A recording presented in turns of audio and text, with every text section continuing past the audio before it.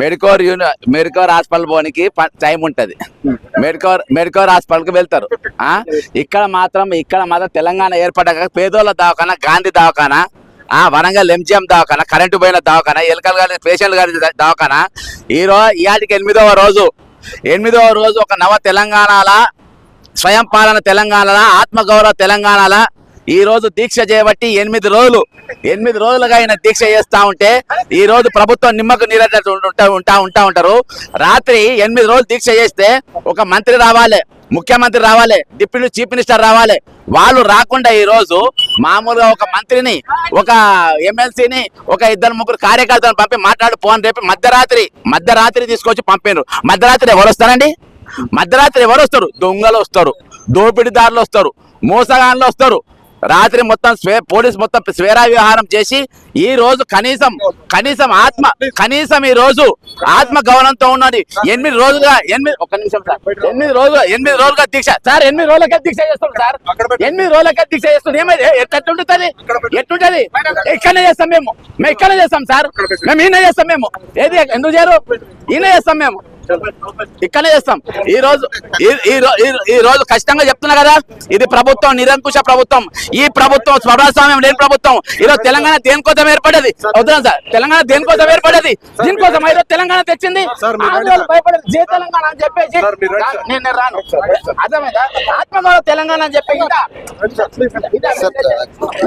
చూడొచ్చు. అంటే దగ్గర అంటే ఎవరు వచ్చినా కూడా కనీసం అంటే ఆయన పలకరించడానికి ఎవరు వచ్చినా కూడా వాళ్ళని లిఫ్ట్ చేసే ప్రయత్నం అయితే చేయడం జరుగుతుంది. సో చూడొచ్చు. అంటే కనీసం చెప్తున్నా, నిరుద్యోగులతో పెట్టుకుంటే ప్రభుత్వాలే మారినాయి.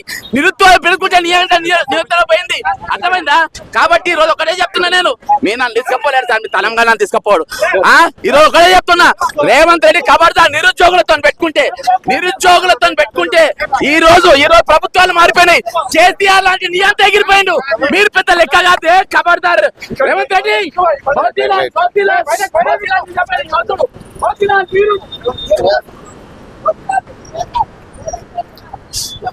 సో చూడొచ్చు. అంటే కనీసం అంటే లోపలికి అంటే గేట్ లోపలికి కూడా అలౌ చేయని పరిస్థితి అయితే ఈ రోజు కనపడుతుంది. కనీసం నిన్న లోపల సెకండ్ గేట్ వరకు అలౌ చేశారు, కానీ ఈ రోజు సెకండ్ గేట్ వరకు కూడా అలౌ చేయని పరిస్థితి. మెయిన్ గేట్ దాకానే దగ్గరే ఆపేస్తున్నారు. సో ఆ పరిస్థితి కూడా చూడొచ్చు. కనీసం అంటే ఏసీపీతో సహా ఇక్కడ బందోబస్తు కాయడం జరిగింది. సో వాళ్ళని ఎవరు వచ్చినా కూడా వాళ్ళని కూడా తరలించే ప్రయత్నం అయితే చేయడం జరుగుతుంది. సో అంటే ఏం జరుగుతుంది అనేది నిజంగా కూడా ఉత్కంఠగా ఉంది. ఎందుకంటే లిఫ్ట్ చేస్తున్నారా లేకపోతే ఏంటి, అంటే ఏం చేయాలనుకుంటారు అనేది కూడా ఒక అంశంగా కనపడుతుంది. చూద్దాం. అంటే వేచి చూడాలి ఖచ్చితంగా. అంటే ఎలాంటి పరిణామాలు చోటు చేసుకుంటాయి ఈ రోజు అనే దాని మీద వేచి చూడాల్సిన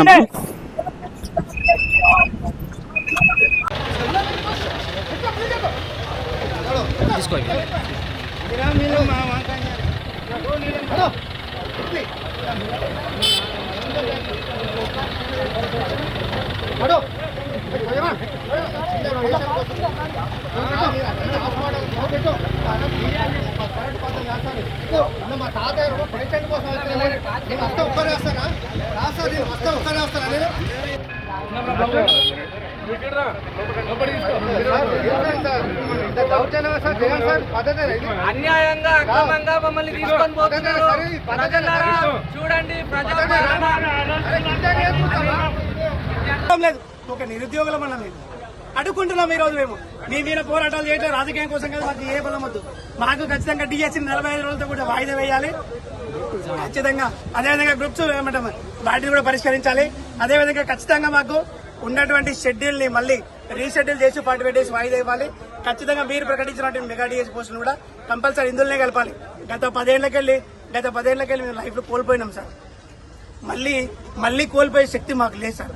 చావు తప్ప మాకేం పరిష్కారం కనపడదు. కోరి తెచ్చుకున్న ప్రభుత్వం కదా, మీకు ఎందుకు ఇట్లా సార్? కోరి తెచ్చుకున్నా అంటే అందరూ మమ్మల్ని వాడుకుంటారు సార్. ఎందుకంటే మా దగ్గర ఏముంది? మేము చదువుకున్నాం, బస్ యాత్ర చేసిన తెలంగాణ రాష్ట్ర ప్రభుత్వాన్ని మార్చడం. మాకేం తెలుసు సార్? పాపం మేము వేసింది ఒక ఓటే సార్. ఈ రోజు అంబేద్కర్ ఉంటే సిగ్గుపడుతుండే, ఎందుకంటే 18 ఏళ్ళ ఓటాకి ఇచ్చిండు. ఎందుకంటే కనీసం వాళ్ళకి తెలుసు ఏం మాట్లాడుకోవాలి, వాళ్ళు ఏం చేయాలి, ఏ ప్రభుత్వాన్ని కావాలని తోడుగా ఉంటారని చెప్పిన బల్మూరి వెంకట్ గానీ తీర్మానం మల్లన్న గానీ ఈ రోజు మీ పట్ల ఎలా వ్యవహరిస్తున్నారు? ఎందుకంటే వాళ్ళు ఎందుకంటే ఆ రోజు మమ్మల్ని ఓళ్ళు కలిపి మంచిగా ఉండి ప్రశాంతంగా ఉండి చదువుకుంటుండే ఆ ప్రభుత్వంలో మమ్మల్ని వేస్ట్ కాలం చేసిండు. ఈ ప్రభుత్వంలో కూడా మళ్ళీ మమ్మల్ని వేస్ట్ కాలం చేస్తుండు. ఎందుకంటే ప్రతి ఒక్క రాజకీయం కోసం వాడుకోవడానికి అసలు మేము ఉన్నది అంటే నిరుద్యోగులు అంటేనే మోసపోవాలా, ఎప్పటికీ మోసపోవాలా.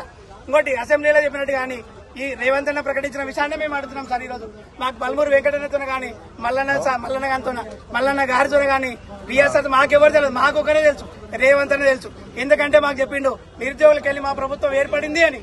మేము కూడా అదే మాటను మీకు గుర్తు చేయడానికి తప్ప ఎలాంటి ఉద్దేశంతోనా ఎలాంటి దురుద్దేశంతోనా మాకు రాజకీయాలు వద్దు, ఈ బురద వద్దు, ఏమొద్దు. మా బతుకులు మేము బతుకుతాం సార్. బతకలేక తినలేక అర్ధాకలితో అర్ధ నిద్రతో కుటుంబాలకు వెళ్ళి మెడలు పట్టుకుని బయటికి గిండేసి బీజేపీ బీఆర్ఎస్ మేము రెచ్చగొడుతూనే వాళ్ళు నిరుద్యోగులు ఒకటేనా ఇంకోటి ప్రతిపక్షం అనేది మా వెనకాల ఉంది అని చెప్పేసి మేము ఎప్పుడు కానీ చేయలేదు. మేము అప్పుడు ప్రతిపక్షం ఏదో చెప్తే పొయ్యి ఏమంటాము, అప్పుడు కాంగ్రెస్ వాళ్ళు చెప్తే టీఆర్ఎస్ కూలగొట్టాలంటే కూలగొట్టలే మేము. అట్లా ఎవరో చెప్తే వినడానికి మేము మూర్ఖులం కాదు sir. We are well educated, we know everything and everything. మాకు తెలుసు ఎందుకంటే ప్రభుత్వం మారితే మా జీవితాలు మారుతాయి.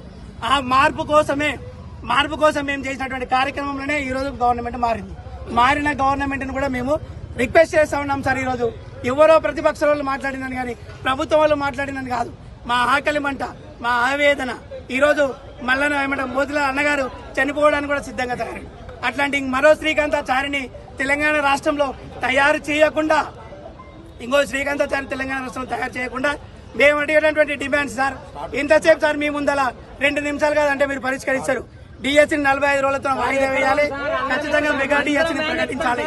ప్రకటించిన తర్వాత ఈ గ్రూప్స్ రిక్వెస్ట్ కానీ డిమాండ్ కానీ ఖచ్చితంగా మీరు అనుకుంటే సాల్వ్ చేస్తారు సార్. ఎగ్జామ్ కు ఇంకోటి ఒకరు అడిగేది పోస్ట్ పోన్ మీకు ఎందుకని సార్, మీరు పోస్ట్ పోన్ లేనప్పుడు ఎప్పుడో వచ్చిన నోటిఫికేషన్ ఆన్లైన్ లో తాత్కాలికంగా ఎందుకు పెట్టింది సార్? తాత్కాలికంగా ఎందుకు సార్ మా బతుకులు చంపుతారు మీరు? ఆ తాత్కాలికంగా